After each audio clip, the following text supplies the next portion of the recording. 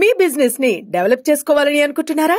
అయితే వెంటనే సంప్రదించవలసిన ఫోన్ నంబర్ 7729969299. తెలంగాణలో రేవంత్ రెడ్డి నేతృత్వంలో కాంగ్రెస్ పార్టీ అధికారంలోకి వచ్చినప్పటి నుంచి సినీ ఇండస్ట్రీపై ఫుల్ ఫోకస్ పెట్టారు. అంతేకాదు ముఖ్యంగా హైడ్రా నేపథ్యంలో సీఎం నాగార్జున టార్గెట్ గానే అధికార కాంగ్రెస్ పార్టీ పావులు కదిపింది.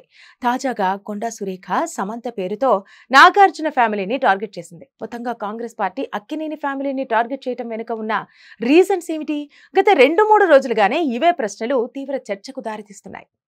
తెలుగు చలనచిత్ర పరిశ్రమలో అన్న ఎన్టీఆర్ టీడీపీని స్థాపించినా అక్కినేని నాగేశ్వరరావు తెలుగుదేశం పార్టీకి మద్దతివ్వలేదు. మరోవైపు ఏఎన్ఆర్ కు కాంగ్రెస్ పార్టీ నేతలతో మంచి సత్సంబంధాలే కొనసాగిస్తూ వచ్చారు. అప్పట్లో ముఖ్యమంత్రిగా ఉన్న ఎన్టీఆర్ అన్నపూర్ణ స్టూడియో స్థల వివాదం నేపథ్యంలో ఆ స్టూడియోకు సంబంధించిన గోడలను కూలగొట్టడం అప్పట్లో పెను సంచలనమే అయింది.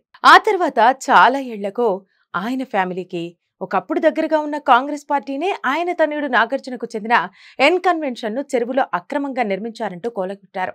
ఓ రకంగా రేవంత్ సర్కారు నాగ్ను టార్గెట్ చేయడం సినీ రాజకీయ వర్గాల్లో పెను సంచలనంగా మారింది. కాంగ్రెస్ పార్టీకి హీరో నాగార్జున ఫ్యామిలీయే ఎందుకు టార్గెట్ అయింది? మొన్న ఎన్ కన్వెన్షన్ కూల్చివేత, నేడు సమంత నాగ చైతన్య విడాకుల అంశంపై కాంగ్రెస్ రచ్చ చేయడానికి కారణం ఏంటి? ఇదే చర్చ అటు సినీ ఇండస్ట్రీలో ఇటు పొలిటికల్ సర్కిల్లో జరుగుతోంది. కాంగ్రెస్ అధికారంలోకి వచ్చినప్పటి నుంచి టాలీవుడ్ లో అక్కినేని ఫ్యామిలీనే తప్ప మరెవ్వరినీ టార్గెట్ చేసినట్టు కనిపించడం లేదు.